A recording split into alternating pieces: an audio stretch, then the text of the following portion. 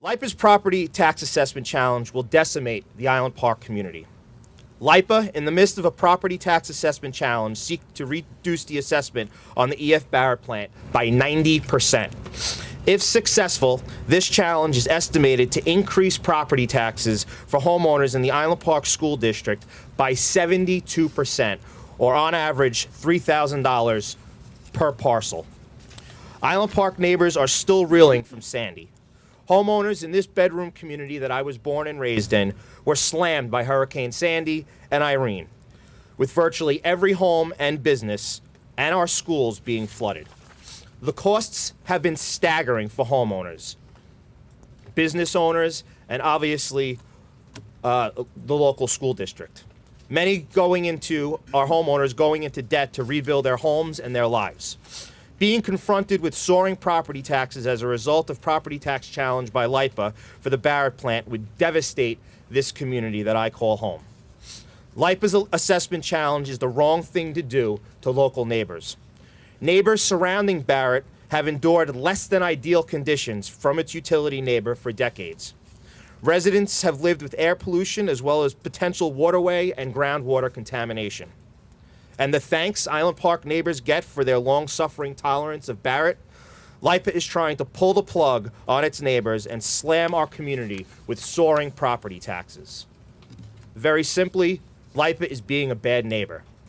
There are alternatives to the Barrett assessment challenge. First and foremost, we are calling on LIPA to be a good neighbor and withdraw its property tax challenge for the Barrett plant. Second, I urge the Nassau County Department of Assessment to vigorously oppose LIPA's tax assessment challenge. Third, we fully support, and I'm so happy that they're here with me today, the Island Park School District's case, which challenges the authority of LIPA and National Grid to bring a property tax challenge to Nassau County. In specific, LIPA made a direct promise to not challenge its property tax or pilot assessment in the late 90s. You know, being the receiver of taxes, I have the unique perspective. I see the residents coming in and they're struggling. If this assessment challenge is successful, what is LIPA doing? They're going to shock the residents of this community with an average potential increase of $3,000 on their tax bills. And that's just the average, folks. There are going to be residents down here with higher assessments, and they're going to face tax bill increases of more than $3,000. This is wrong. We need to stop this.